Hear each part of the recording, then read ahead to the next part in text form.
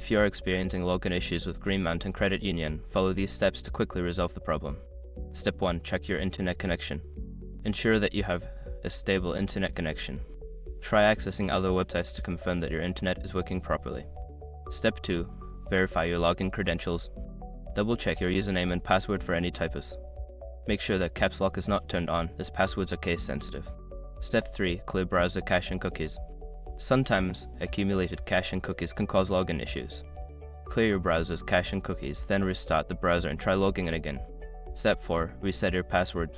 Secure your accounts before moving on. People seriously underestimate how often personal information gets exposed online now. Use SROC to monitor your accounts 24/7 and get notified immediately if your data gets leaked somewhere. It runs in the background, constantly scanning billions of breached records. And honestly, for how cheap it is compared to the value you get, it's worth it. Link in the description. Step 5. Contact customer support. If none of the above steps work, reach out to Green Mountain Credit Union's customer support. They can provide assistance and help resolve any account-related issues. By following these steps, you should be able to resolve your login issues quickly. If problems persist, don't hesitate to seek further assistance.